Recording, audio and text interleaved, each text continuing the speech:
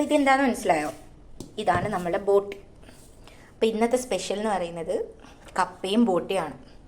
കപ്പ വേവിച്ച് വെച്ചിട്ടുണ്ട്, എൻ്റെ അമ്മാൻ്റെ സ്പെഷ്യലാണ്. അപ്പം നമുക്ക് ബോട്ടി വേവിക്കാൻ പോകും. അപ്പോൾ ഇത് എത്ര സവാള എടുത്തിട്ടുണ്ട്? രണ്ട് സവാള, 2 തക്കാളി, ഇത്രേ വേണ്ടു. അപ്പോൾ ഇതിനൊരു അരപ്പില്ലേ? അരപ്പുണ്ട്. തേങ്ങ, വെളുത്തുള്ളി, ചെറിയ ഉള്ളി, പച്ചമുളക്, ഇതെല്ലാം കൂടിയിട്ടുള്ള അരപ്പല്ലേ? പെരുംജീരകം ഇതെല്ലാം കൂടിയിട്ട് നിൽക്കണം. അപ്പോൾ അരപ്പ് നമുക്ക് എടുക്കാൻ വിട്ടുപോയി. അപ്പോൾ ഇപ്പോൾ ആമ പറഞ്ഞു തന്നെ എല്ലാ ഐറ്റംസും വെച്ചിട്ടുള്ള അരപ്പാണിത്. അത് അരപ്പ് ഇടാൻ വേണ്ടി പോകുമ്പോൾ നമുക്ക് മിസ്സായിപ്പോയി. അപ്പം ഇങ്ങനെ മെതിയെ അരച്ചെടുക്കാം. ഇനി നമുക്ക് പ്രിപ്പറേഷൻ നോക്കാം. അപ്പോൾ ബോട്ടി നമ്മൾ കുക്കറിലേക്ക് ഇടുന്നുണ്ട് വേവിക്കാനായിട്ട്. ബോട്ടി മാത്രമായിട്ട് ഇടാം? അല്ല, ഉള്ളി, തക്കാളി, മസാലപ്പൊടികളെല്ലാം ഇടണം. അപ്പോൾ ആദ്യം ഇത് നന്നായിട്ട് കഴുകിയില്ലേ? നല്ല വൃത്തിയിൽ കഴുകി. എന്തെല്ലോട്ട് കഴുകണം? ഒരു സ്മെല്ലുണ്ടാവില്ലേ? കടലമാവ് ഇട്ടിട്ട് നല്ലോണം കഴുകിയാൽ മതി. ഇല്ലെങ്കിൽ സുർക്കിയും ഉപ്പ് ഇട്ടിട്ട് നല്ല വൃത്തിയിൽ കഴുകണം. അപ്പോൾ ഇനി മുളക് പൊടിയാ? 1.5 സ്പൂൺ മുളക് പൊടി. 1.5 സ്പൂൺ അല്ലേ? ഇതാണ് എൻ്റെ ആമ. അടുത്ത് ഒരു 2 സ്പൂൺ മല്ലിപ്പൊടി.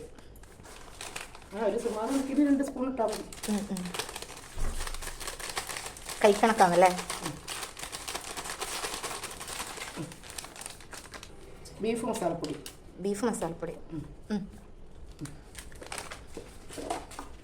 കപ്പയിൽ മഞ്ഞപ്പൊടി ഇട്ടിന്, അതുകൊണ്ട് ഒരു ഇത്തിരി മഞ്ഞപ്പൊടി. അതിട്ട് വേവിച്ചോണ്ടല്ലേ?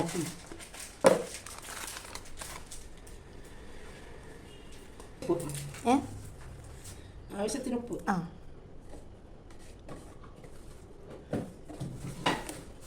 അപ്പോൾ ഇത് ആയോ? ഇനി എന്ത്? കുറച്ച് കറിവേപ്പില അല്ലേ? മിക്സാക്കാം.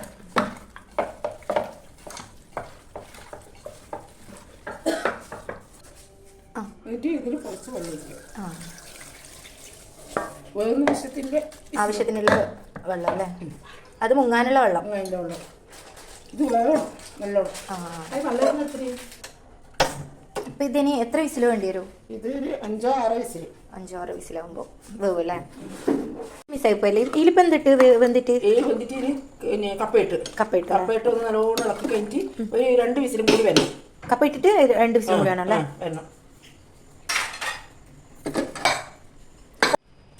ഇതപ്പോൾ നമ്മൾ വേറെ പാത്രത്തിലേക്ക് മാറ്റി.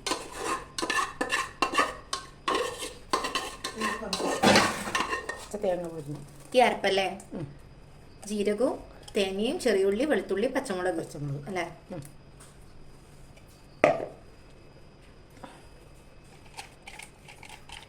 നമ്മളൊന്നും വേസ്റ്റ് ആക്കാൻ പാടില്ല.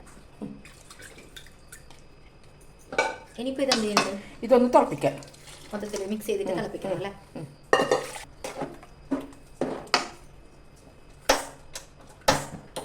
അപ്പോൾ ഇത് തിളച്ച് വരുന്നുണ്ടല്ലേ? നല്ല സ്മെല്ലും ഉണ്ട് കേട്ടോ.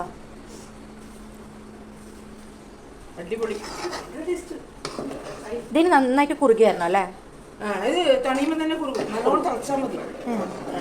തണിയുമ്പോൾ നല്ലോണം കുറുകും. അപ്പം നമുക്കിനി സെർവ് ചെയ്തിട്ട് തിന്നോക്കാം. ഇതാണ് ഞങ്ങളുടെ നാട്ടിലെ കപ്പയും ബോട്ടിയും വരവിയത്. ഓരോരോ നാട്ടിൽ ഓരോരോ രീതിയായിരിക്കും. ഇവിടുത്തെ സ്പെഷ്യൽ ഇതാണ്. ഭയങ്കര ടേസ്റ്റാണ്.